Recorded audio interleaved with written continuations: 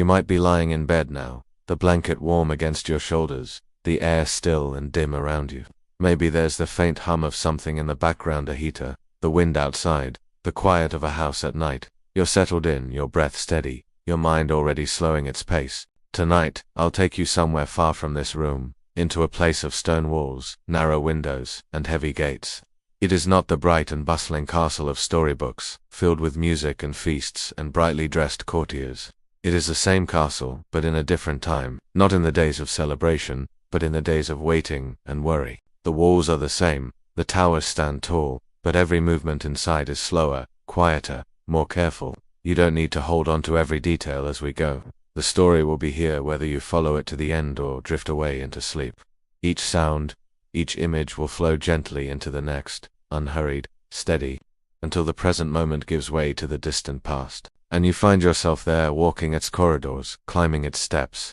feeling the cool press of its air. In peacetime, a medieval castle was more than a fortress. It was the seat of power for its lord, the place where decisions were made about fields and forests, rents and disputes, justice and trade. Its halls rang with the sound of boots and voices, with merchants bringing goods to the gates, with the clatter of hooves in the yard. It was a symbol as much as a structure's high towers visible for miles across the countryside, a constant reminder of authority and protection. For those who lived nearby, it was the center of life in ways that were practical as well as symbolic. But in wartime, that same castle could become something else entirely, a target, a trap. When an enemy army arrived and laid siege, the bustle of trade and travel vanished, gates closed, bridges were drawn up, and the space inside, no matter how grand it once seemed, grew smaller with each passing day. A siege was not always a loud, crashing assault. More often, it was a slow tightening of the ring around a place, cutting off its roads, its supplies, its hope of rescue. Armies settled into camps beyond bowshot, waiting, watching, letting hunger and exhaustion do what siege engines could not. In this way, patience became its own weapon. The castles themselves varied in form depending on the land they guarded. Some rose from rocky hilltops, their walls following the uneven lines of the stone beneath. Others stood beside winding rivers, using the water as part of their defense. Along the coasts, some fortresses kept watch over the harbors, their towers standing against the winds and salt air. No matter the setting, their walls and towers were built to hold against storms and sieges alike. In your mind's eye, imagine a stretch of rolling countryside, fields that have already been harvested, their stubble pale in the autumn light. Low hills rise and fall, dotted with patches of woodland. A narrow road winds through, worn into ruts by cartwheels. And there, at the bend of the road, a shape begins to rise first, just a line against the sky, then the distinct outline of battlements and towers. The smoke of cooking fires drifts upward from within, faint and pale in the cool air. You move closer, and the walls grow higher, the gatehouse heavier, the shadows beneath the archway deeper. The space beyond is unknown to you, but it is also closed. The portcullis is down, the doors are shut. We walk slowly through the days and nights inside these walls when the siege has already begun. We'll hear the quiet echo of footsteps on cold stone, the restless stirrings of people in close quarters, the small sounds that mark the passing of time when there is little to do but wait. From there, we will leave this castle and travel to another, in the French city, of where a long and bitter siege came to an unexpected turning point. There, we will meet Joan of Arc, a young woman whose presence shifted the tide of the 100 Years' War. We'll stand in the narrow streets, hear the distant calls from the walls, and watch as her arrival changes the rhythm of the siege. Then, we will move far from battlefields and into the slow work of the earth and the sea, visiting the tide-worn edges of a fortress that no longer stands above the waves. The castle is gone, its stones scattered into the water, but its traces remain. We'll see it through the eyes of archaeologists who find small pieces, pottery, corroded iron, carved stone, and bring its story quietly back into the light. Finally, we will step into a castle, not under siege at all, but under the careful direction of a lady of the household. We'll follow her through her measured days managing estates, overseeing servants, preparing for guests, and working within the silent negotiations of rank and marriage. It will be a life of movement within the same enclosed walls, different in its tasks but bound by the same stone. But before the banners of heroes rise, before the halls of banquets, there is the long wait. We begin inside the stone walls, in the hush between attacks, in the everyday endurance of those who could not leave, and who could not know when the gates would open again. The mornings inside a besieged castle did not begin with the rush of urgency, nor with the relaxed stretch of leisure, but with something in between and unhurried, rising shaped by the simple fact that each day would be much like the one before it, and the one after, until the siege ended. In the dim half-light that seeps through narrow arrow slits, men and women stir under woolen blankets that have grown heavy with the night's damp. The air inside the chamber is cool, carrying the faint scent of smoke from a distant hearth and the sharper tang of stone that has been cold for centuries. Bedding, such as it is rolled away thick pallets stuffed with straw, flattened from weeks of use. The fabric covers rough under the fingers. A faint rustle of movement passes from one corner to another as people rise at slightly different paces.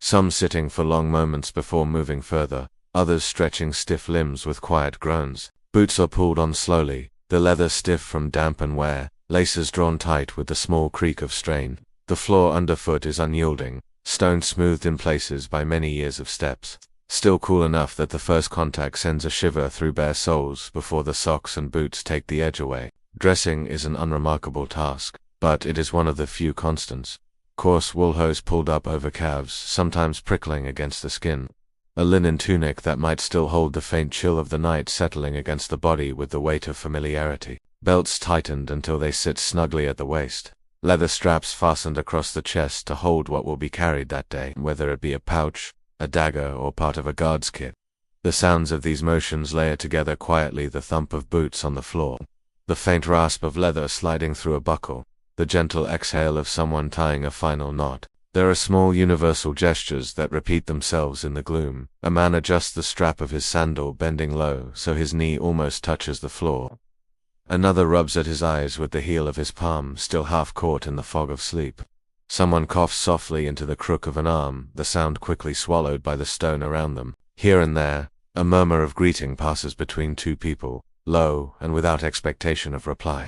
The chamber is not silent, but the sounds are subdued, carrying none of the bright ring of conversation that might belong to a market morning or a festival day. Beyond the thick wooden door, the castle is waking in its own slow way. Footsteps on the stairs, the muted knock of a bucket set down, the groan of hinges as a gate or shutter is opened for a breath of air. Yet even these sounds seem smaller than they might in other times, as if the stone walls themselves hold the garrison's voice in check. Outside, the siege continues, but inside, morning is about these simple repetitions, the same tasks done with the same motions, the body moving through them without hurry or delay, the mind already turning toward the long hours ahead, knowing that beyond these stone rooms, the day will be marked by watch duty, ration lines, and the patient wait of waiting for a change that may not come soon. Rations in a besieged castle were not simply given, they were measured, counted, and weighed in a way that turned every meal into an act of quiet calculation, and the process of preparing food into a slow ritual that everyone watched with a kind of subdued attention.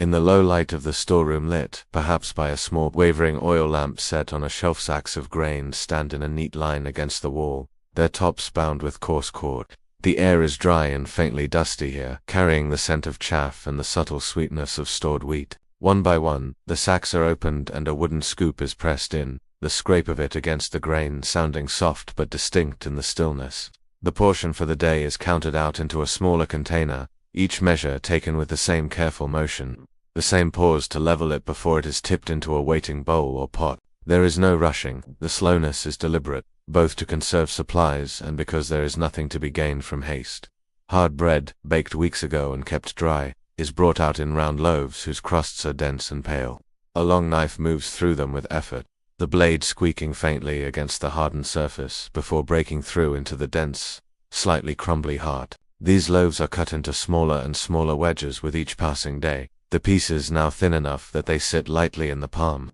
Cheese, too, is portioned with care, once cut in hearty rounds, now sliced in narrow segments, the yellowed edge showing faint cracks where it has aged. In the corner, water is drawn from large barrels bound with iron hoops, the wood dark from years of use. The smell is not unpleasant but is different from fresh water, a hint of oak from the staves, a faint tank that settles on the tongue even before the first sip. It is dipped out with a ladle, each portion filling the same wooden cup that is passed hand to hand. Those who drink know the taste well by now, and though no one speaks of it, each mouthful carries a reminder of how long the barrels have stood in their place. The meals are always the same now: a bowl with grain, porridge, or a crust of bread, a scrap of cheese, perhaps a few dried beans softened in water. Sometimes there is a date or a handful of nuts, but these are rare and vanish quickly. Day after day the same small items appear in the same way until even their colors seem to blend together into a single muted palette. The pale beige of bread, the dull yellow of cheese, the off-white of porridge in its bowl. The same bowl, the same color, the same taste day after day. And though hunger makes the portions welcome, the body learns their measure so well that each bite feels as if it belongs to a pattern that has no clear end. The act of eating is quiet, and when it is finished, the bowls are wiped clean, not with cloth, but with the final scrap of bread, so that nothing is lost and then set aside for the next time. The same motions will begin again. The sound within a besieged castle was its own kind of weather, subtle, constant, shaped by stone and wood as much as by the people moving within. At certain hours when no one is speaking and movement is slow, the most noticeable sound might be the faint, almost shy creak of a heavy wooden door swinging on its hinges, a noise that rises and falls with the pressure of a hand before settling into silence again. In the great hall where the walls stand far apart and the roof rises high, each sound expands and lingers there. Muffled thump of boots crossing the rush-covered floor, the faint clink of a cup set down on a table, the quiet shifting of benches along the flagstones. This is not the sharp echo of an empty chamber, but a softer layered resonance that feels as though it folds back in on itself, as if the hall is keeping the sound for a while before letting it fade away. Step from here into one of the narrow corridors and the character of sound changes entirely. It becomes closer, more immediate, pressed in by walls, so near that a cough or the brushing of a sleeve against stone feels amplified. In these passages, the sound of boots is sharper, more defined, a leather sole meeting worn stone in a rhythm that marks the progress of a body moving through a confined space. The air itself seems different here. In the great hall, voices rise and float upward, but in the corridors they move along the stone like water in a narrow channel, carrying further than one might expect. A murmur spoken in one room might drift, reshaped by distance, to be heard faintly several rooms away. Outside, high above, the wind moves over the battlements with a steady persistence, sometimes whistling faintly through gaps in the stone, sometimes flattening into a low, drawn-out breath. This wind has its own variations, brisk and cool in the early morning, softer but more restless toward evening, and in all its forms it finds the smallest apertures, sending drafts into places where the air should be still. In the storage rooms and kitchens below, the sound is quieter still, muted by the thickness of the walls. Here one hears the low hum of human movement, cloth shifting, a knife working against wood, the faint rattle of a pot being lifted and set down. At times, when the gates are closed and the world outside is distant, the entire castle seems to exist in its own envelope of sound. Every footstep, every whisper, every door closing gently contained within these boundaries. It is a soundscape that becomes familiar, even comforting, to those inside, not because it is warm or lively, but because it changes so little from day to day. The constancy of it, the repeating patterns of movement and stillness of boots on stone, of voices echoing differently in wide and narrow spaces, becomes part of the rhythm of life here, as sure a measure of time as the changing light in the windows. And just as the mind comes to know each curve of the corridors and each bend in the stair, so it learns to recognize the difference between the distant creak of a door in the upper hall and the nearer,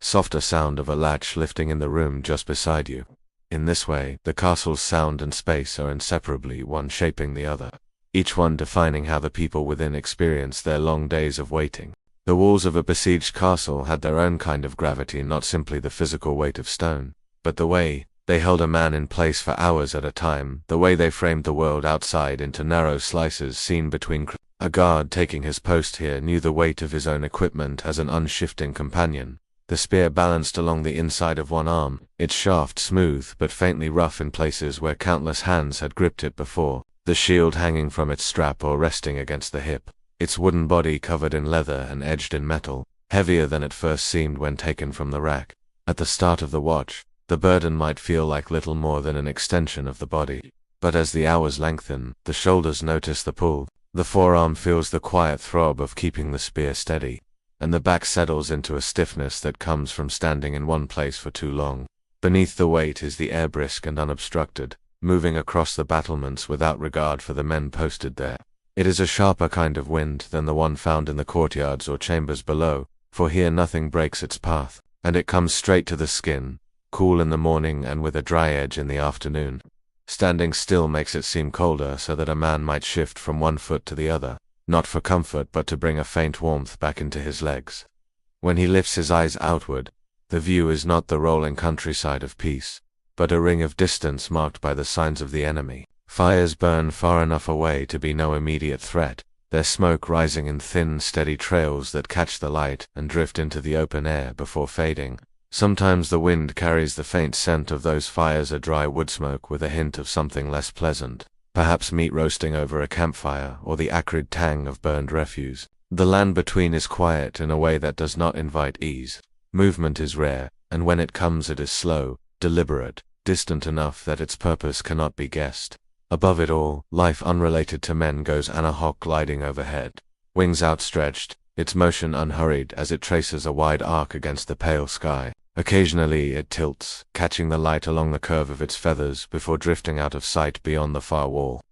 Between such moments there is little to occupy the eye beyond the subtle changes of light. As clouds move and the mind turns instead to the feel of the wall beneath. The boots, the pattern of stone blocks, worn smooth in some places, rough in others. The rhythm of the watch is slow and even, marked not by events but by the gradual passage of time, a shadow shifting across the battlement. The changing angle of sunlight on the distant hills, the small relief when a companion steps up to share a word or two before moving on. There is no rush here, only the steady requirement of presence. To stand, to watch, to keep the line unbroken along the wall. The guard knows that below, life continues in quieter ways, the measured talk in the hall, the low work of kitchens and storerooms, but here on the wall, time belongs to the distance and to the stillness, until the hour comes when the weight of spear and shield can be passed to the next man, and the body can walk once more away from the unchanging view. Illness in a besieged castle did not arrive all at once, but seemed to creep in as the days closed in on themselves, a quiet and steady presence that settled into the shared air. At first there might only be the sound of a cough from somewhere along the hall, a faint and muffled sound beneath the scrape of wooden bowls or the shuffle of boots on stone, but as the weeks stretched it became a more familiar note in the background, returning at intervals through the waking hours and again in the night when the great hall was quieter and the sound carried further, rising up to the rafters and fading there.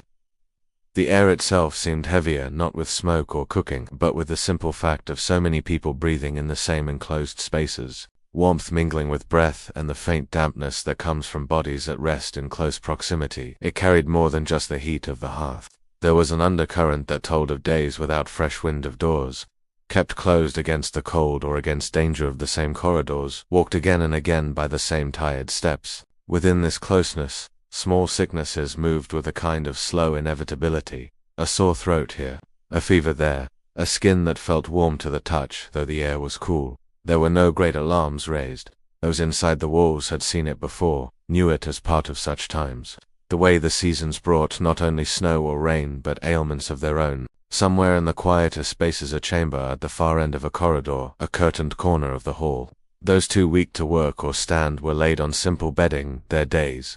measured not by the tolling of bells but by the times the healer or herbalist would come by. That figure moved softly, never hurried, carrying in their hands whatever the castle's stores or the surrounding land could provide. A sprig of rosemary for scent, held near the nose in the hope of clearing the head. A cloth soaked in warm water and wrung out, laid across a brow. A draught made from dried leaves, steeped long enough to darken the liquid, sipped slowly from a wooden cup. These were not cures in the way one might hope for, but comfort, small measures meant to ease rather than to end the illness, to soothe the hours as they passed. The healer's pouch might carry a few other things, a twist of dried mint, a pinch of salt, a small jar of honey if any could be spared. Around them, the sick lay mostly in stillness, voices quiet, movement slow, eyes following the healer as they came and went. Outside these corners, life in the castle continued, boots on stairs, the call of a guard changing watch, but the awareness of sickness lingered everywhere, a kind of invisible thread woven through the daily routine,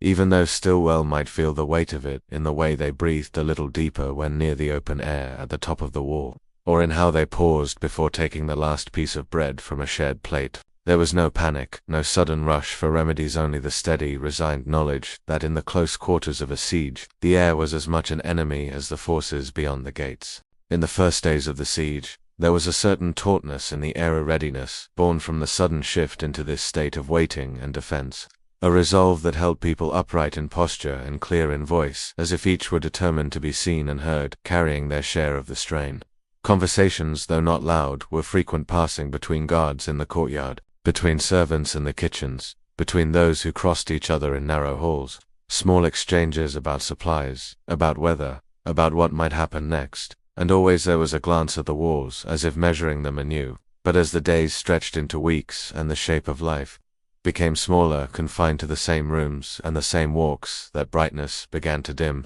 not suddenly, but like a candle that burns with a strong flame, and then gradually lowers without anyone noticing the exact moment of change. The voices grew softer, not from secrecy, but from a kind of conservation of energy, each word carrying a faint weight, as though the speaker measured whether it needed to be spoken at all. Long silences settled more easily, not uncomfortable but simply present, and the sound of footsteps in the corridor might pass without any greeting exchanged. Meals, once a place for small humor or shared remarks, became quieter, bowls lifted and lowered with little more than a nod, and the repetitive fare seemed to echo the repetition of days themselves. The absence of certain familiar faces in the hall was first explained so-and-so unwell and resting, another sent to watch in a colder, more exposed place. But over time the absences became simply part of the landscape, noticed yet unspoken, the empty place at the table, accepted like the empty bench by the fire where someone had once sat. Even among those still present, the eye contact that had been easy at the start grew more fleeting, replaced by a downward glance or a look into the distance, toward the narrow windows that offered the same view day after day. The grey light over the fields, the darker shapes beyond that marked the enemy's camp, the steady smoke rising upward from their fires. There was no collapse, no dramatic display of despair there, a settling of mood into something slower, heavier, the mind turning inward more often, finding fewer new things to say. At night, when the hall was lit only by a few lamps and the low flames of the hearth, that feeling deepened. The space seemed larger, emptier, the high ceiling swallowing the faintest sound, and those awake might sit a long time in the dim light, listening to the small creak of the timber or the occasional soft cough from someone lying nearby.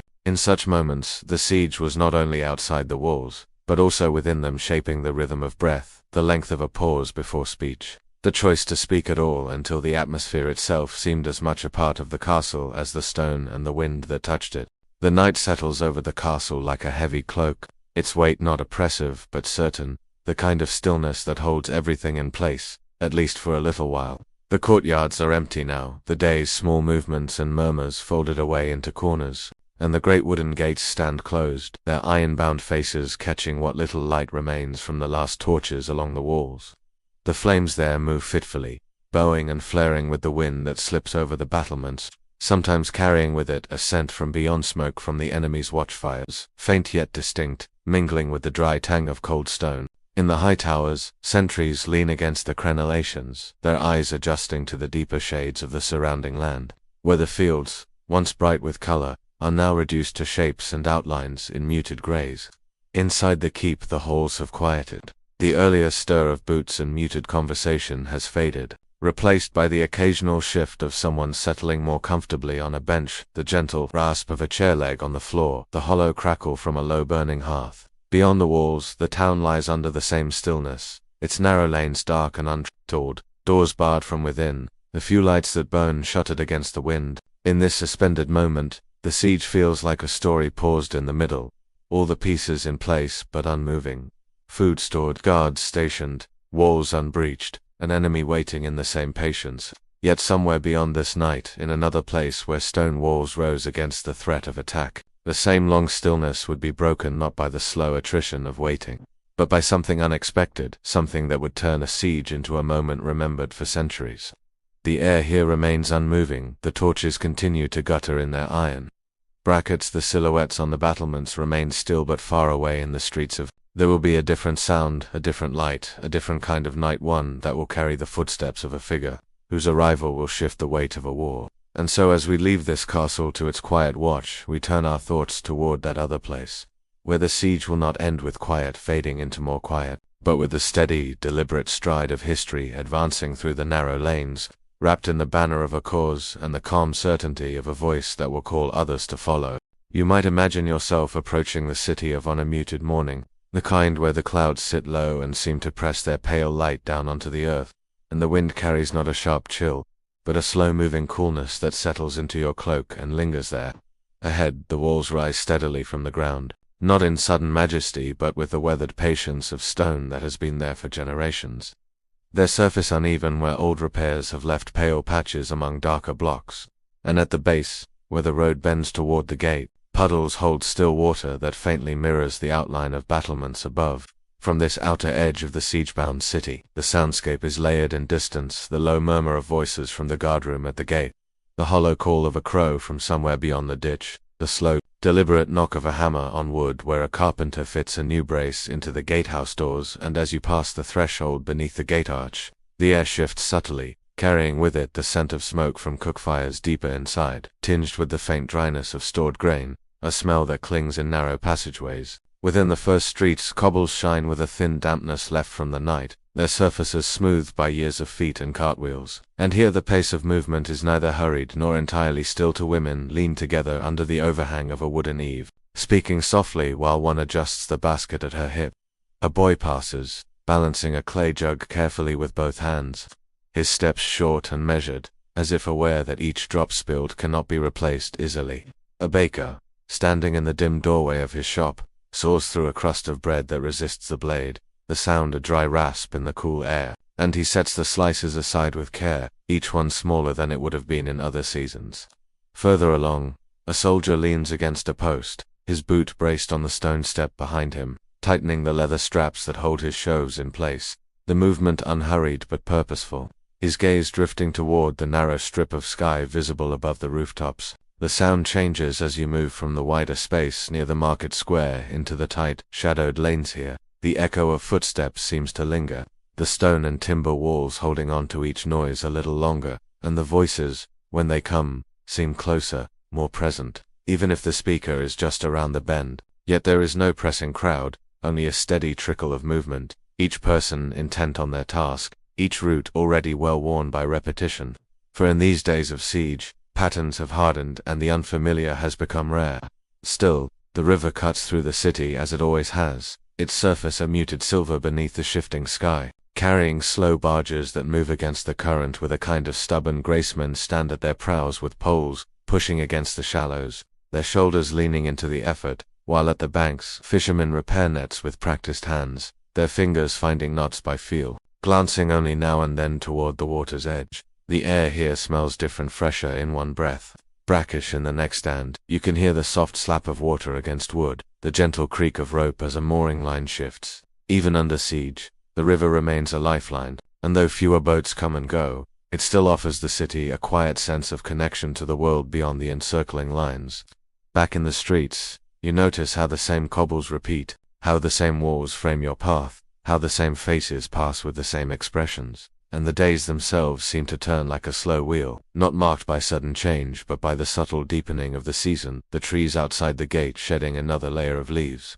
the air inside the walls carrying a touch more smoke with each evening. Siege weariness here does not shout, it does not overwhelm, but it lives in the slight stoop of shoulders, in the longer pauses before an answer, in the way people look toward the horizon not expecting to see anything new. Yet life continues in its careful rhythm, and the city, though surrounded, breathes on in measured, deliberate time. Then let us picture under siege, not in a moment of flashing swords or thunderous charge, but in the long, slow rhythm of waiting, a rhythm that shapes every wall, every alley, every gesture, and every breath, so that the city feels less like a battleground and more like a great enclosed organism conserving its strength. Outside the gates, where the grass gives way to churned mud, the enemy camps are scattered across the fields in loose, patient arrangements, their fires sending up thin columns of smoke that waver and twist in the still air. Each column a marker of men sitting, talking, or simply staring into the embers, while now and again the faintest trace of sound drifts inward over the damp earth, perhaps the muted ring of a hammer against metal as weapons are tended, perhaps the muffled thump of logs being dropped onto a fire, perhaps even the faint murmur of laughter from a group that has, for the moment, forgotten the weight of the siege. At the city's own walls, the men on watch glance outward, toward those distant points of orange glow, their own posts defined by the narrow arrow slits and the feel of rough stone beneath their fingers, the wind seeping through gaps and chilling their hands until they rub them together in slow, unthinking repetition. Behind them, inside the gatehouses and towers, the work is never loud but never absent. Someone hauling a sack of grain to a higher store to keep it dry from the damp. Creeping up from the ground, someone else passing buckets from a well to a line of waiting. Barrels, a pair of armorers bending over a damaged helm in a space that used to sell fruit, their blows measured and deliberate so as not to disturb those resting nearby. The streets themselves have been rearranged by necessity, with the usual bustle of stalls replaced by makeshift repair stations where leather is mended, arrows are fletched, and broken carts are stripped for usable timber, every task undertaken in the knowledge that resources are not easily replaced. So each bent nail, each length of cord, each scrap of cloth is examined before being deemed too far gone. In the quieter corners, storage rooms once holding wine or grain have become sleeping quarters, the smell of straw mingling with the faint sweetness of dust long settled on rafters. While in other places, the same stone arcades that once echoed with market cries now hold barrels of water lined up like silent sentinels, ready to be tipped in case fire should find its way inside the walls. Beyond the stone, the Loire moves with a kind of detached persistence, the current carrying the occasional barge that has managed to slip past enemy lines,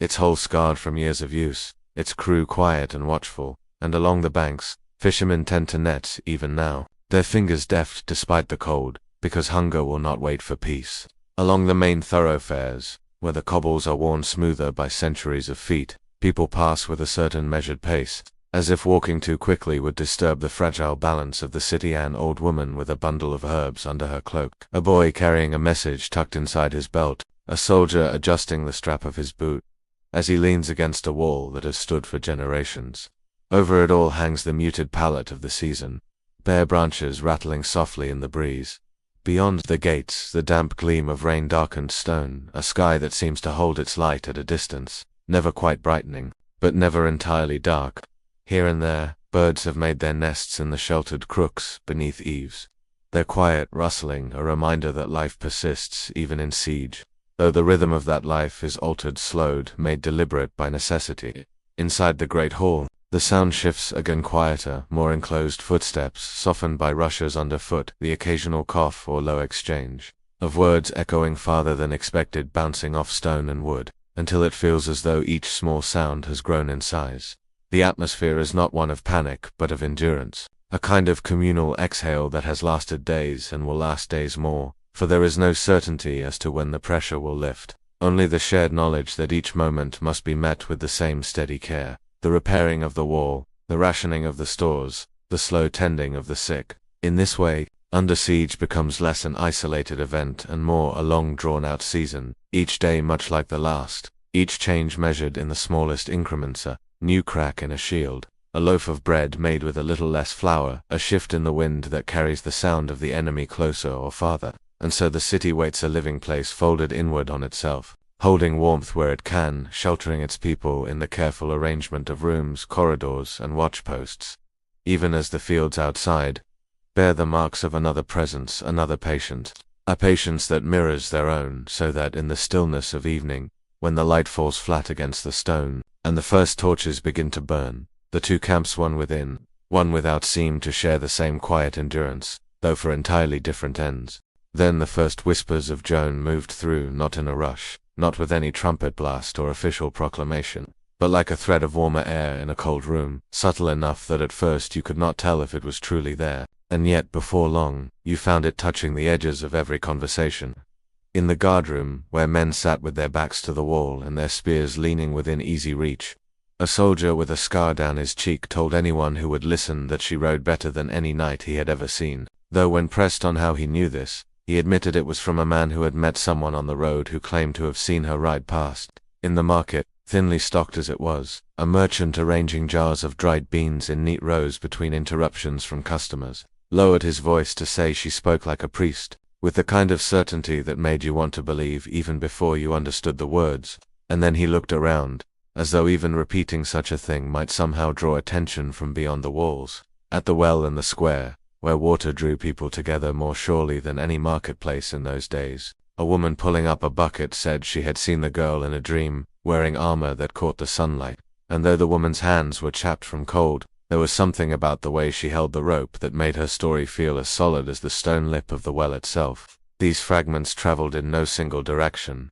winding instead through the narrow streets and shaded doorways. Caught in the air between one shop and the next, murmured in the quiet corner of the great hall where servants waited to be summoned, muttered in the half-sleep of the barracks where men lay with their blankets drawn up against the draught, each telling shifting slightly, details added or lost until no one could say for certain what was fact and what was hope. And the movement of this rumor through the city was as much a part of the siege as the watch on the walls, flowing without haste but never ceasing, sometimes rising in intensity when 2 or 3 voices happened to speak of her at once, sometimes ebbing until it was only a passing thought, like remembering the scent of a summer garden in the middle of winter. It was like the weather, some said not the sudden arrival of a storm, but the quiet, steady change before rain, when the air feels heavier against the skin and the light takes on a softened hue, so that even if you cannot name what is coming, you sense that it will arrive all the same. In the lanes between houses where laundry hung limp in the damp air, there was talk of her youth, of her certainty of the way. She was said to have spoken to men far above her station without flinching, and those who repeated it did so with the same slow, deliberate care they gave to measuring grain or counting arrows. And for others, she was something at the edge of sight, a figure just beyond the bend in the road, or behind the press of soldiers in the courtyard, glimpsed only in imagination but no less real for it. Still others described her as a thought that lingers at the edge of hearing, the way a distant bell can sound in the mind long after it has stopped ringing. In the tavern where the fire burned low and the mugs were filled thinner than in better years, her name passed from table to table in the way smoke moves upward in a column before spreading across the rafters, unseen until it catches the light. No one knew exactly when she would arrive, or if she truly would, and yet by the time the sun had set and risen again over a few more times, it seemed to most as though she was already there, her presence stitched invisibly into the city's days, not changing the pace of life but altering its undertone the way a new chord can shift the feel of an old song without replacing its melody. She came to naught with the roar of battle or the clash of banners, snapping in a sudden wind, but with the same quiet inevitability as the river itself moving upstream against the current, the oars dipping in and out of the water with a soft, steady rhythm that seemed to echo off the mist-laden banks. From the perspective of those standing near the quays, the approach began as little more than the shadow of a vessel where the Loire curved, its outlines blurred and softened by the low pale light of an overcast afternoon, banners hanging limp in the damp air until the motion of the boat brought them forward enough to stir faintly. On the water's surface, the ripples spread slowly outward, as if reluctant to disturb the reflection of the sky, and the sound was not the splash of hurried travel but the deliberate even beat of practiced rowers, each stroke answered by a brief moment of stillness before the next pull. The first to notice her form was a boy perched on a mooring post, his knees drawn up, who squinted into the haze and whispered something to himself before leaping down to run along the edge of the quay, glancing back every few steps to keep her in view. Nearby, a soldier leaning on the haft of his spear shifted his weight, straightened, and let his eyes follow the line of the approaching boat without saying a word, his gaze narrowing not from suspicion but from the slow recognition of a figure he had only ever heard of. Farther back in the shadow of a stone archway, a priest who had been speaking quietly to an old woman let his voice fall away mid-sentence, his head tilting, just enough to catch sight of the craft's bow gliding closer. And in his mind, the words of the rumors he had dismissed days ago began to arrange themselves differently. When she became visible enough that faces could be distinguished, there was no sudden cheer, no rush to crowd forward, only the kind of stilling that passes through a group when each person senses that something of note is happening the way a breeze can pass unseen through long grass, bending each stalk in turn. She was not standing to greet them but seated near the boat's center, her posture upright without stiffness, one hand resting lightly on her knee while the other adjusted the fit of her glove, the leather creaking faintly as her fingers pressed into it. Her armor caught what little light the day offered, not in a blinding gleam but in a softened sheen that hinted at hours of wear and travel, the edges of the plates showing the faint abrasion of repeated movement rather than the polish of ceremonial use. The line of her jaw was set in calm rather than strain, her eyes moving from bank to bank as the boat drew closer to the quay, as though she were not merely arriving but taking in the measure of the city itself. From a high window above the quay, a woman leaned out farther than usual, her elbows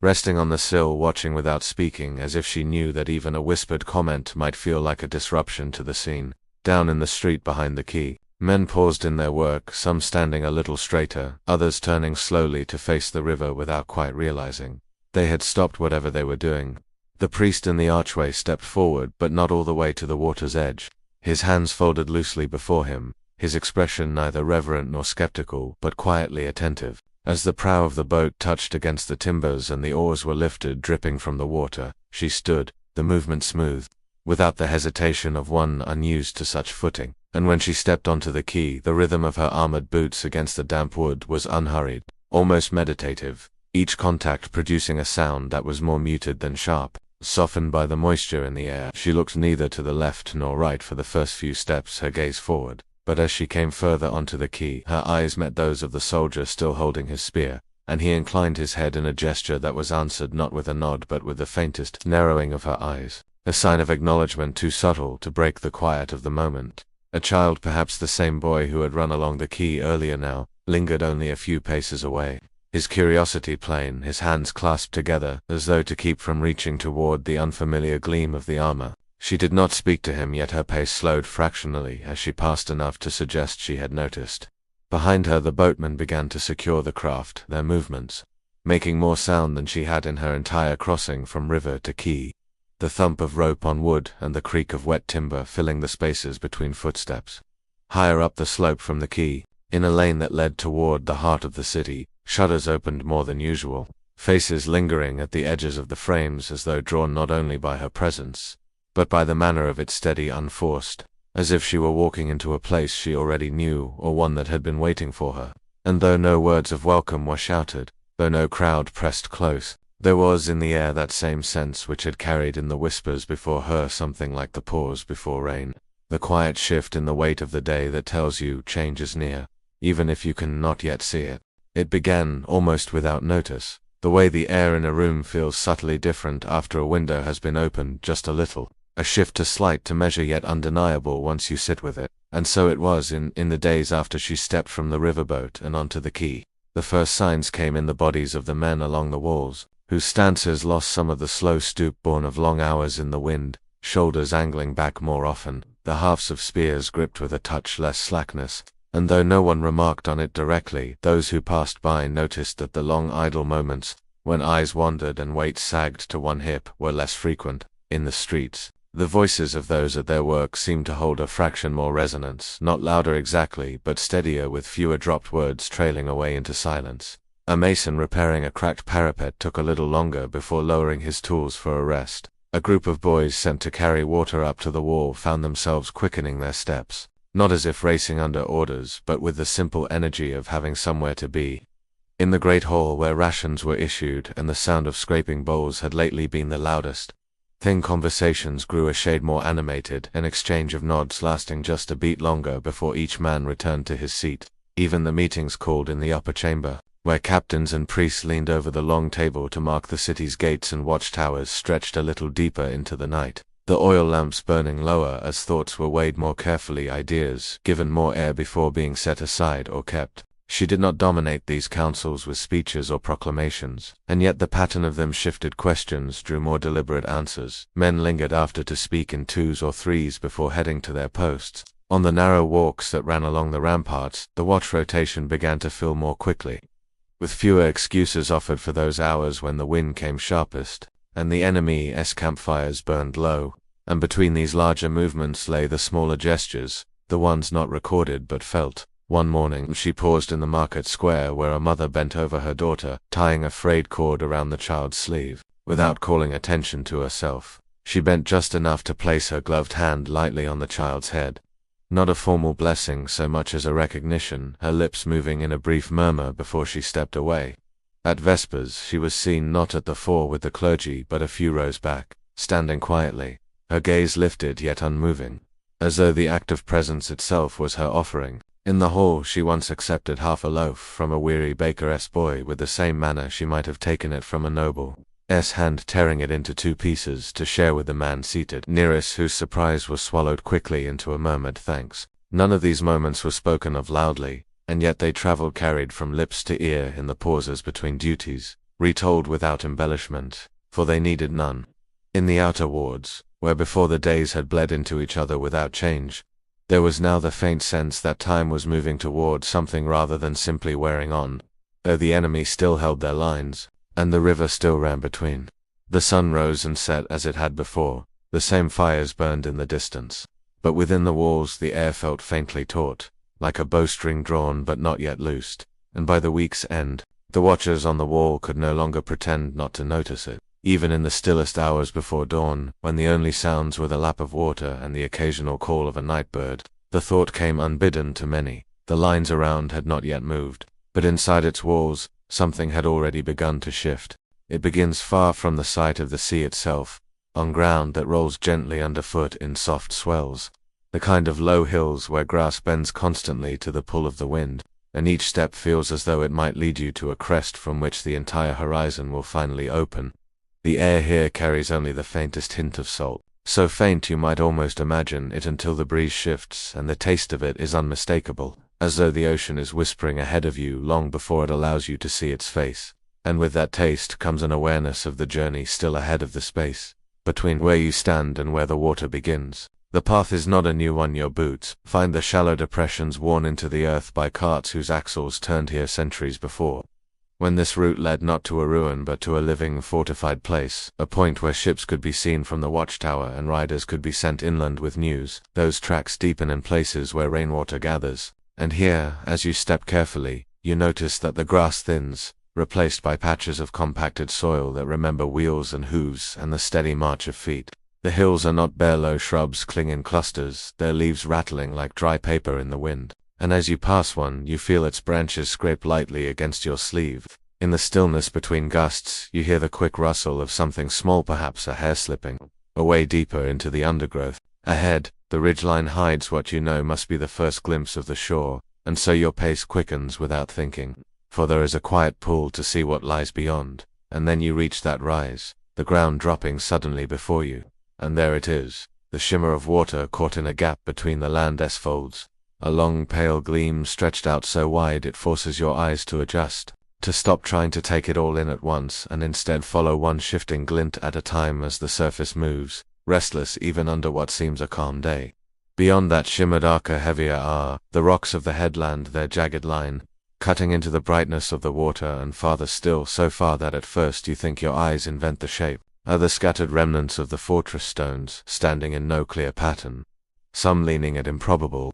angles as though mid-collapse, others low enough to be mistaken for natural outcrops, until you notice the rightness of their edges. You keep walking, the smell of the sea, now fuller, not just salt, but something metallic and cold, something that seems to cling to the inside of your nose and coat the back of your throat. The wind has a sharper bite, and it carries the cries of gulls you cannot yet see. The season, too, announces itself here in winter, as now, the air is brittle, each breath like glass, breaking softly in your lungs, and the grass underfoot has a muted color, straw gold mixed with the gray of frost that lingers in shadowed dips. In summer, the light here would be heavier, the air holding the smell of warm stone and dried kelp, each step stirring tiny insects from the grass. In spring, the mist would cling low to the ground, blurring the seam between land and water so that the fortress seemed to float. In autumn, the wind would carry the scent of rotting leaves from inland groves, mixing with the brine to make something both sweet and sharp. The track narrows as you go, and here the remains of old flat stones appear set in a way that suggests they once made a more deliberate path, perhaps leading carts directly to the gate of the fortress when it still stood whole.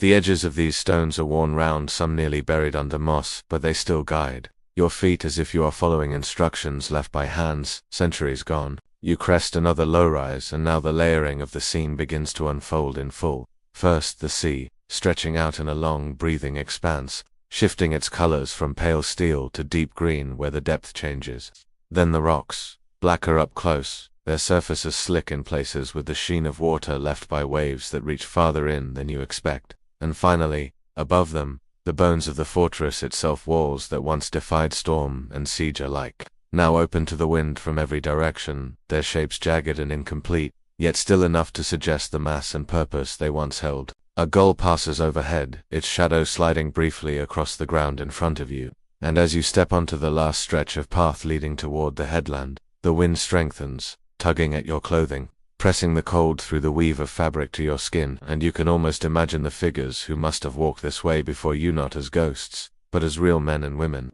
their feet striking the same stones, their eyes narrowing against the same salt-bright air, carrying baskets, messages, or weapons toward a place that still promised safety. Each step brings the ruin nearer, but it also holds you in the present moment, because even as you see what remains of human effort, the presence of the sea asserts itself unending, tireless, and entirely indifferent to whether you or anyone else arrives at its edge. You might stand where the stone meets the shore and let your eyes follow the slow, tireless work of the sea, not as a spectacle but as a patient conversation between water and wall. A dialogue spoken in small, repeated gestures that continue whether anyone watches or not. At first glance there is only the rise and fall of the tide and the hush of foam as it spreads thinly over the darker rocks. But if you linger, if you give the place the same unhurried attention the sea gives the land, you begin to see how the fortress that once stood here has been answered for centuries by forces that do not hurry, that never sleep, that give back nothing but the shape carved by their touch. Each wave, even the gentlest, arrives with a slight pressure that slips into cracks and seams, pressing there with a softness that is only deceptive at the scale of minutes, because what means nothing in an hour can remake a coastline in a century, and what is nearly silent today will speak loudly in the record kept by the stones themselves. You might picture the wall as it was slime mortar binding dress blocks, faces smoothed by masons whose patience matched the seas in human time, and then imagine how salt, carried invisibly in every breath of spray, works its way into the masonry, leaving crystals that grow and shrink with moisture and dryness, prying not with malice but with the pure insistence of change. The sea does not strike here as a hammer, not on most days, but it abrades, it soaks, it dries, it returns, and in that cycle the pores of the stone widen fraction by fraction, a grain loosens, a corner blunts, a fine line becomes a hairline, the hairline a thread, and the thread in a season of storms becomes an opening where water can whisper more deeply.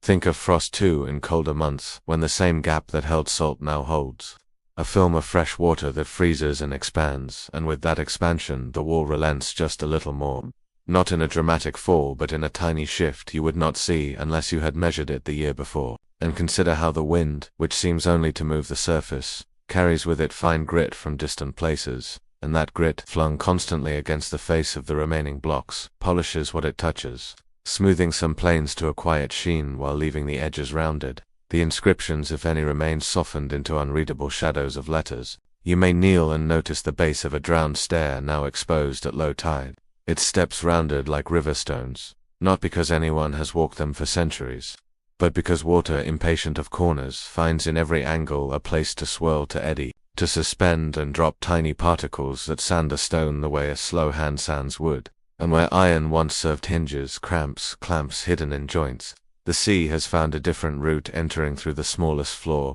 and setting rust to bloom inside the stone's own fabric, swelling, cracking, opening paths for more water, more air, more salt, until the iron itself is a lace of mineral left behind like the veins of a leaf. Yet even as the sea takes apart it arranges. You can see at your feet how the heavier fragments of ashlar gather in a rough line where the waves break, and beyond them a belt of smaller chips, then sand, then the glitter of crushed shells, each in its place according to the strength of each tide, the size of each storm, the longshore drift that moves everything sideways with a patience that mocks straight human lines on maps. A storm writes in bolder strokes. Of course one night of great water can unseat what 1,000 days of modest tides could not, but even the fiercest gale is only a larger verse in a poem written always, and after it passes the work returns to its finer letters, the sibilant brush of foam on stone, the small click of pebbles as they roll back down a slope, the sigh of water that knows no fatigue. If you let your ears settle into that sound, you can pick out the parts.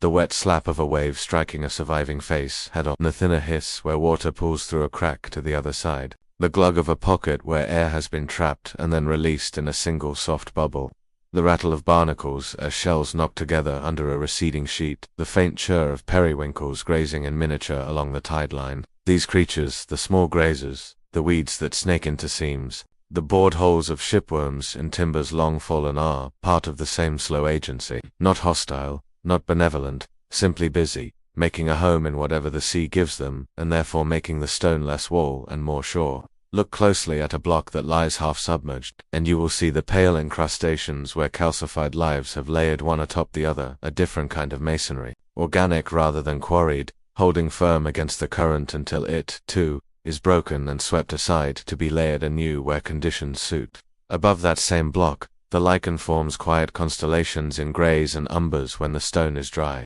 Their growth another chart of time, not of tides, but of light and exposure. And if you scrape none of it, if you think only with your eyes, you can see the timeline of wetness and dryness across seasons. The upper edge bleached by sun, the lower band darker, glossy with a sheen that speaks of repeated immersion. The fortress builders would have known the sea, and they chose their site with care, placing the outer curtain where bedrock offered a firm purchase, battering the base to slope outward and shed the wave's force, capping the parapets with coping stones set to throw water off, but design stretches only so far into centuries, and what defeats a season will not necessarily defeat 100 winters, 1,000 storms. The mortar, composed to harden under air, dissolves under the combined insistence of salt and motion, and as it thins, joints that held in compression begin to rock, ever so slightly, with each swell, turning the wall into a quiet instrument that the sea plays without ceasing. In this way, an embrasure becomes an opening becomes a gap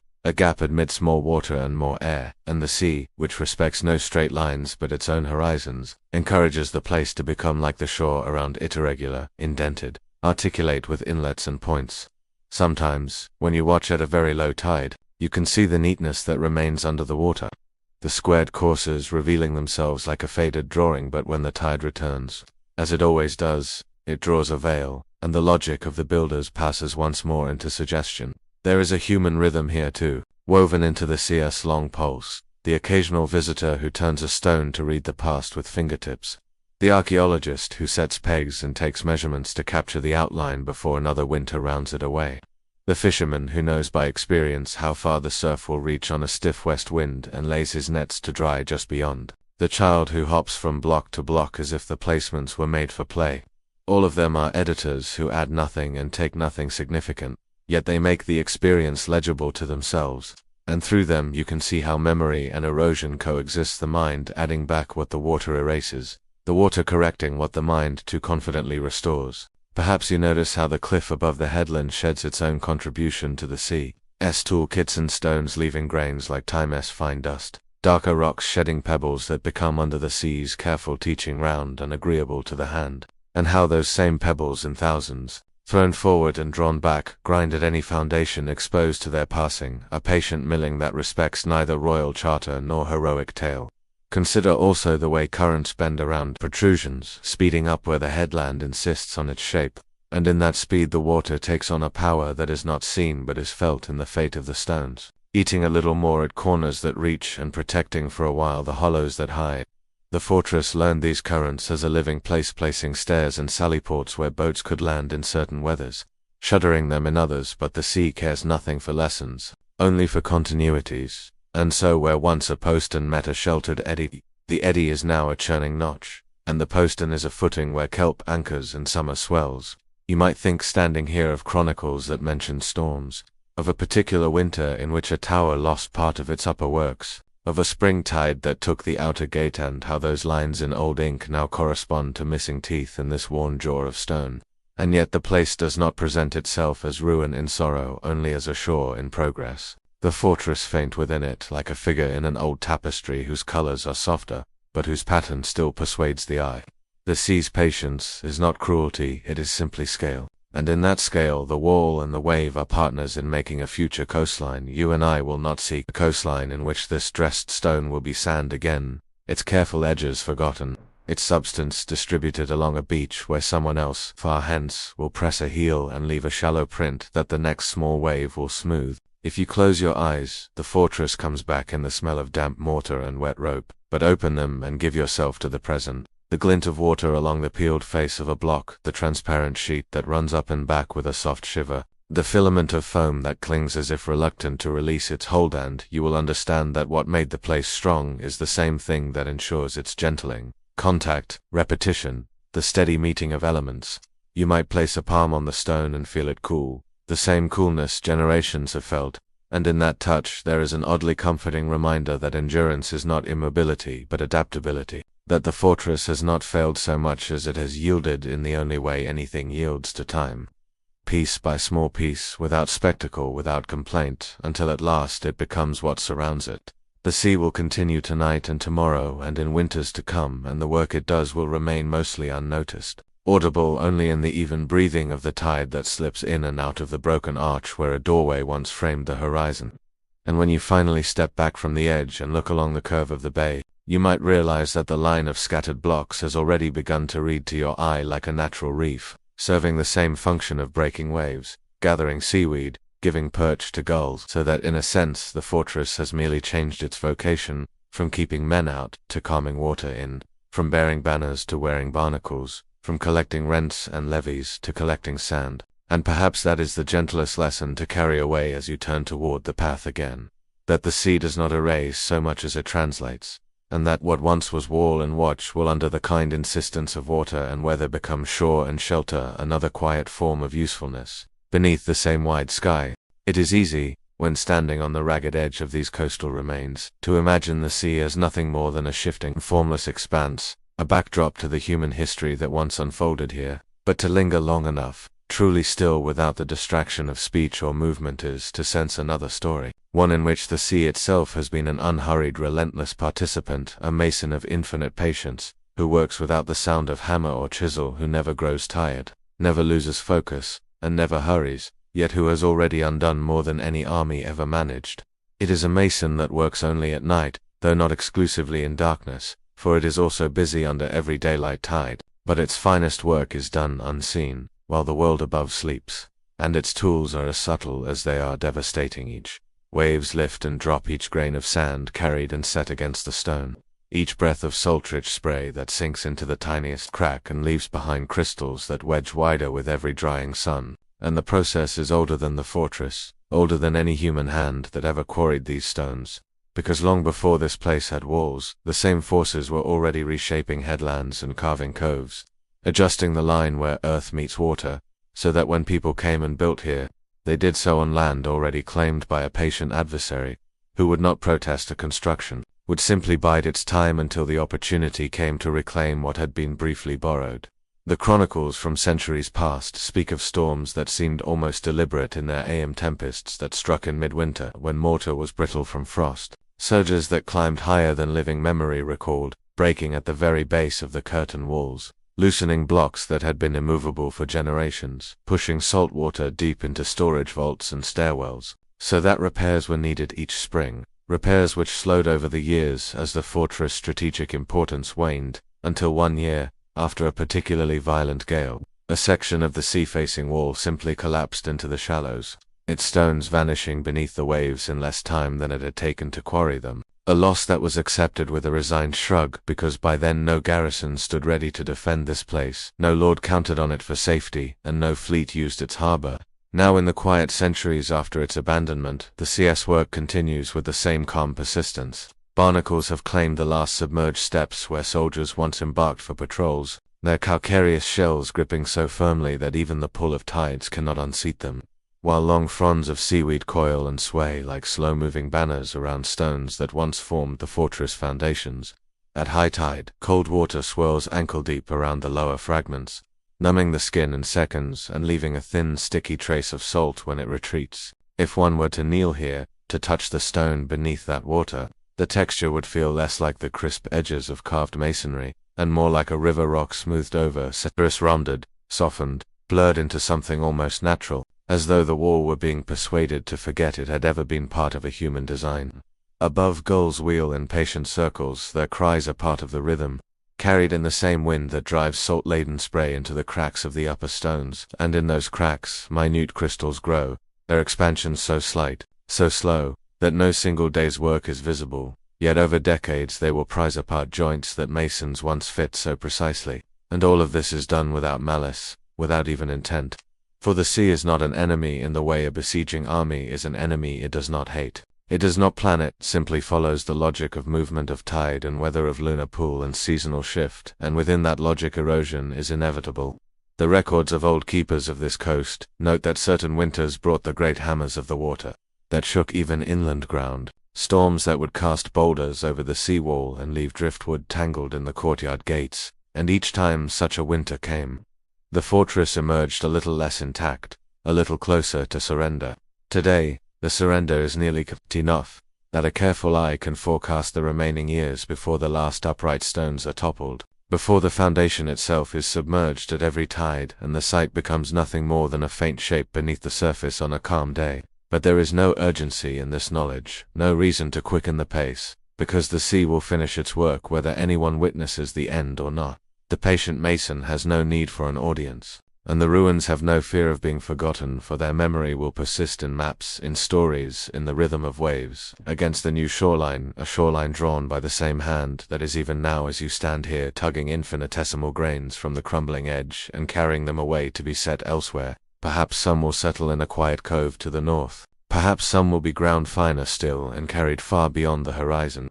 to beaches whose walkers will never guess they tread on dust from a fortress wall. And in this way, the stone's journey will continue long after the last trace of the structure is gone, making the sea not merely a force of destruction, but also of redistribution, of quiet transformation, shaping not only the coastline, but also the story we tell of it, a story in which endurance is measured not in years held against attack, but in the grace with which one place becomes part of many others. Now the people who come to this place arrive for reasons so unlike those of the ones who once lived, worked, and kept watch here that it can be difficult, if you stand still and try to hold both images in mind, to reconcile them as belonging to the same ground. Yet they are linked, the past inhabitants and the present visitors, by nothing more tangible than the stones themselves, and perhaps by the pull of the sea's horizon beyond them, though what that horizon means has changed utterly over time. Then it was a boundary of vigilance, a line to watch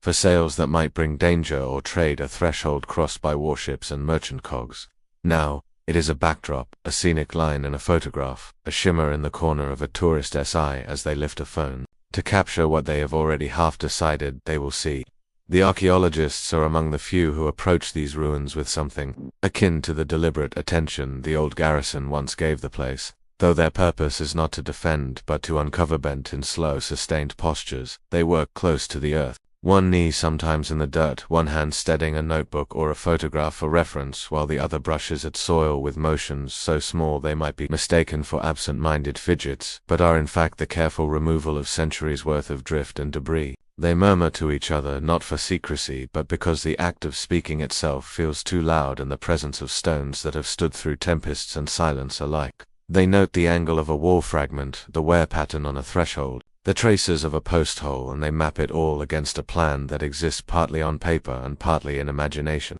reconstructing the vanished fortress as a whole in their minds, the way a sailor might chart unseen shoals by the way waves break over them. A few paces away, fishermen pass across the same ground, their boots finding instinctively the flattest stones without any conscious thought, their attention fixed on the weight and condition of their nets, the give of rope, the flicker of silver in a basket. The fortress, for them, is no more than the surface underfoot, its meaning worn down to utility, as if the centuries between then and now had stripped away all layers of story and left only a place to cross on the way to the tide. Children, by contrast, treat the ruins as something half magical without necessarily knowing why small hands trail along the lichen-rough edges of walls, not in reverence but in the casual curiosity of touch. And they invent rules for games that weave through the fallen arches and toppled stones, as if those shapes were put here precisely for hiding, chasing, and claiming as territory. Their laughter rings between the same surfaces that once echoed with the call of the watch or the clang of the blacksmith's hammer,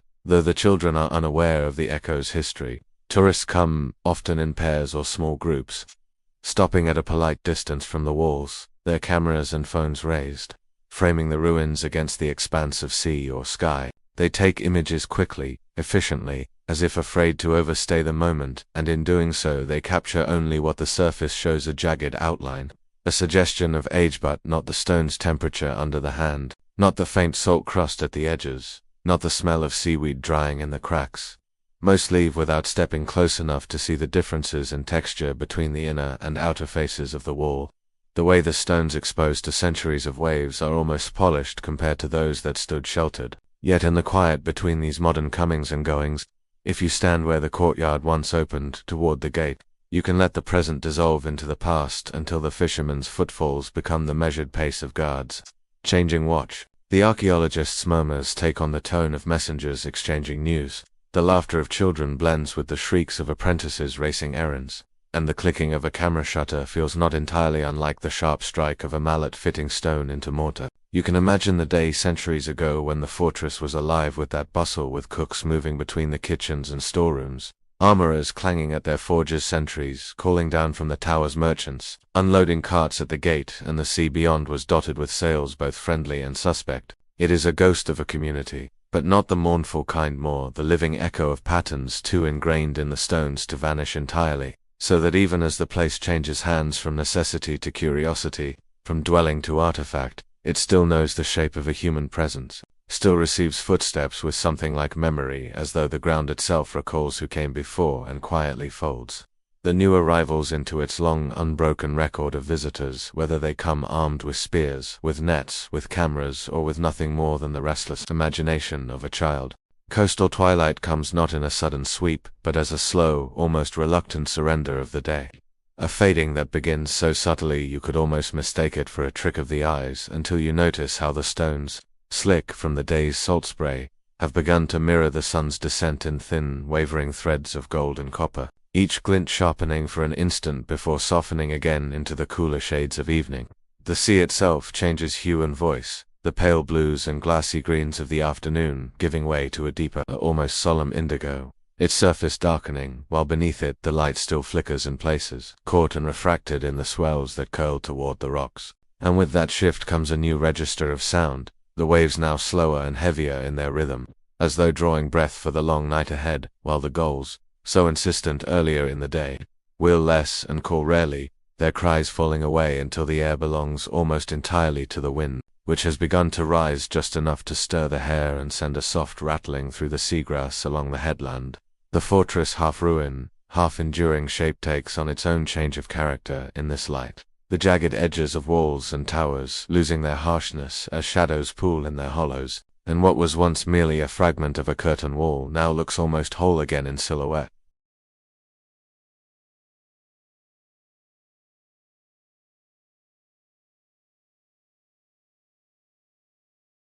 That the ceremonies of kings and the banquets of princes, no matter how brightly they blaze with light and voices, always end in a hush, the halls emptied, the candles guttered, the scent of feasting lingering in the dark, just as the salt and kelp scents will linger here after the last daylight has gone. Power, like the day, is a thing that must fade, though in fading it leaves behind its traces, not gone but altered, its presence felt in memory and in the shapes it imprints on stone, on land, on the stories people carry away. The wind is cooler now, coming from the direction of the open water, and its touch carries something older than the fortress itself, a reminder that the sea has seen countless fortresses rise and vanish, their names worn down to nothing, their purposes forgotten, and yet here, in this moment of waning light, it allows this one to be seen as something more than Rowena, keeper of hours, a witness to its own passing. Far above the tide line, on the remaining height of the inner wall, a single figure stands still against the glow of the west, a noblewoman whose gown,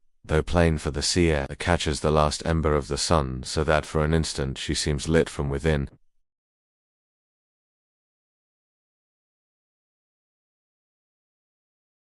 She does not move as the shadow of the wall lengthens across the courtyard, and the image holds stone, sea, and solitary watchers, if frozen for all time, though in the next breath she will turn and vanish into the stairwell, carrying her thoughts with her, and the night will claim the fortress. It is toward her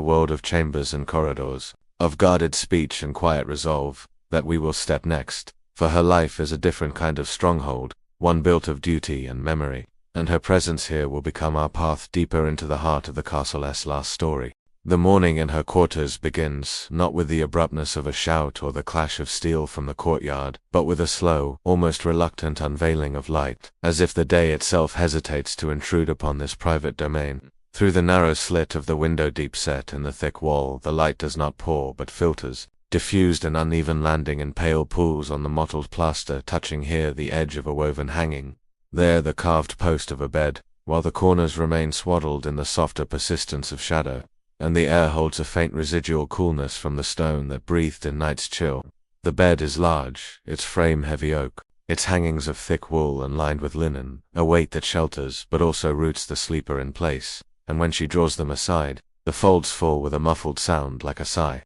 the texture beneath her fingertips roughened by years yet kept free of dust by diligent hands. She rests her palm on the carved post, its surface cool, the indentations of the design holding tiny shadows within them before stepping onto the rushes spread across the flagstone floor. the faint rustle beneath her bare feet a quiet herald of the day's first movement. The air carries a layering of scents, none dominant, all familiar: lavender from linens stored in chests with sachets between their folds, beeswax from the candles that burned down low in the hours before dawn, the distant trace of wood smoke drawn upward through hidden flues. Outside the chamber door, there is the discreet shift of a servant's step, a pause, the careful lowering of a latch, and then the door opens to admit a figure carrying a copper basin, steam rising in translucent veils, curling upward in the slanting light stream that makes the faintest glisten along the basin's rim, that seems to soften the air between them. The basin is set upon a low table near the window, its warmth radiating toward her, and she moves to it with unhurried grace, dipping her hands into the water with a slight intake of breath at its heat, the sensation running along her fingers and wrists, a moment that is both awakening and still tethered to the remnants of rest. She dries them on a folded length of linen, edges hemmed in neat stitches, the cloth smelling faintly of the lavender that clings to all such stored items. The servant withdraws the door, closing with the same gentleness as it opened, leaving her to begin the private labors of her station, not leisure but the ordered progression of duties that bind her day. On a small desk, already in readiness, lie the accounts from the steward, neat rows of figures tracking the yield from fields and the consumption of stores. A stack of correspondence waits beside them, some bearing the wax seals of known allies, others the unadorned simplicity of village petitions. She sits, the chair straight-backed but padded with a cushion of deep-dyed wool, and she takes up the first letter, breaking its seal with the small knife that rests always at the desk's edge. As her eyes pass over the lines, carefully inked, the hand formal yet edged with the urgency of its writer, her mind aligns itself not toward the abstractions of courtly poetry or idle gossip, but toward the calibration of resources, the balancing of needs, the subtle phrasing of replies that must convey both authority and reassurance. This is the unseen governance of the castle, as binding and necessary as the guards upon the walls. And in these first hours of the morning, before the outer corridors fill with the more public pace of the day, her world is one of parchment, wax, tallies, and the occasional brief pause in which she sets down her quill, lifts her gaze to the window's narrow view, and draws in a slow breath, not to rest, but to take the measure of the day that awaits her beyond these thick, sheltering walls. The responsibilities of stewardship, especially within the enclosed and self-contained world of a castle's daily life, are not simply a matter of ticking through a list of tasks, but rather an intricate weaving together of oversight, diplomacy, discretion, and foresight, each thread requiring not only competence but a certain temperament, an ability to see the whole pattern while also attending to the smallest stitch, for in the governance of an estate, hemmed in by thick walls, reliant on both the surrounding lands and the web of allegiances beyond them, the steward's role is as much about anticipating what is not yet said or seen, as it is about managing the tangible. Each morning the grain tallies arrive, brought up from the storerooms and mills by clerks whose fingers bear the faint stain of ink and the dust of flour, and she, seated in the chamber where business is conducted, runs her eyes down the columns, the numbers forming a pulse that tells her how long the stores might last at current consumption, what adjustments must be made to guard against a too hasty depletion, and whether any surplus can be risked for trade. From there, the day draws in the voices of those beyond the stone walls, the villagers and tenant farmers who come not only with their dues but with petitions, requests that range from the mending of a collapsed bridge to the settlement of disputes over grazing rights. And she listens, sometimes with the formal dignity of one speaking for the household, sometimes with the more private tact of one who understands that a judgment, while technically fair, may breed quiet resentment if given without gentleness. Her replies are shaped not in isolation but in awareness of the broader currents. The arrival of a merchant escort from a distant market, the rumor of a poor harvest in a neighboring valley, the approach of winter, because in a time when the difference between abundance and hunger can hinge on a few weeks' foresight, each decision has a weight far beyond its immediate scope. There is also the matter of trade agreements, which, though they might seem routine, are in fact delicate negotiations in which the value of goods is only one of the factors. Trust, precedent, and the subtle signaling of alliance all play their parts, and she has learned to phrase her offers in a way that leaves the other party feeling they have won something while ensuring her own people's needs are secured. Yet stewardship is not confined to the ledgers and the hall of petitions, for within the castle's hierarchy, she must also engage in diplomacy of a quieter, more personal sort, receiving visiting envoys whose words may be courteous, but whose eyes measure the strength of the garrison, or welcoming messengers from neighboring lords who come with seemingly small matters, but whose underlying purpose is to test the tenor of relations. Here, her role is one of subtle balance, offering hospitality enough to reaffirm goodwill, yet revealing nothing of internal tensions or vulnerabilities. And then there is the sphere of influence that is rarely named but often decisive. The allocation of resources in times of strain. When shortages loom, it may fall to her to decide, without open debate, which households will have their grain measures slightly reduced, which workers will be quietly given extra bread to sustain them through essential labor, and how the defenders on the walls will find their rations slightly bolstered in ways that seem natural rather than preferential. Such choices must be made with a careful hand, for they shape morale as surely as they affect survival, and a single, ill-perceived decision can fracture the cohesion that a fortress under threat depends upon. Yet in all this, she rarely stands in the foreground, for the art of effective stewardship lies in making the machinery of governance move so smoothly that it is scarcely noticed, the hand on the tiller steady even when the waters grow uncertain, the face composed, not because there is no cause for concern, but because calmness itself becomes a form of leadership, and so her days pass in a rhythm of reading, listening, weighing, and deciding, each act seemingly small in itself, yet part of an unbroken chain that binds the safety of the estate to the quiet intelligence of the one entrusted with its care. Navigating the social web within the walls of a castle, particularly in a time when politics, survival, and personal loyalty are so tightly intertwined, requires a skill set far beyond mere good manners or the recitation of courtly pleasantries. For here every meal hosted, every seemingly casual conversation in the hall, every letter sealed and sent carries with it currents of implication that may ripple far beyond the moment when she hosts meals. Whether in the smaller solo for trusted company or the larger great hall for a gathering of local notables, the act is never simply about feeding guests but about arranging the order of seats to reflect the subtleties of precedence, ensuring that a visiting envoy is placed close enough to the hearth to feel honored yet not so near the high table as to signal parity with her own household S-rank, pairing certain diners together to encourage a bond she wishes to foster, or deliberately separating others, whose alliance might threaten her influence, and in all of this, her gestures and attentive glance. Here, a seemingly idle question, there become tools as deliberate as any sword or seal, for in courtly life conversation is not idle exchange but a form of negotiation conducted in the open, veiled in the language of compliments, shared recollections, and half-jesting observations. She must keep the meal flowing, ensure that laughter is frequent enough to soften tensions, and that no silence falls, which might be interpreted as a rift, and in such gatherings the food itself, from the order of courses to the rarity of spices used, sends signals to those attuned to read them. Beyond the high table, she must also navigate the far less gilded but no less important terrain of managing people within her household, for a castle's functioning depends on dozens of small human relationships running smoothly in disputes, whether between kitchen staff over the division of work, between guards over rotation on the walls, or between maids over personal sleight-scan, if left untended grow into fractures that erode discipline and morale. She settles such matters not always by pronouncing formal judgment, but often by finding a resolution that allows each party to feel some measure of dignity restored, even if that means crafting compromises so subtle that the participants believe the solution to have been their own idea.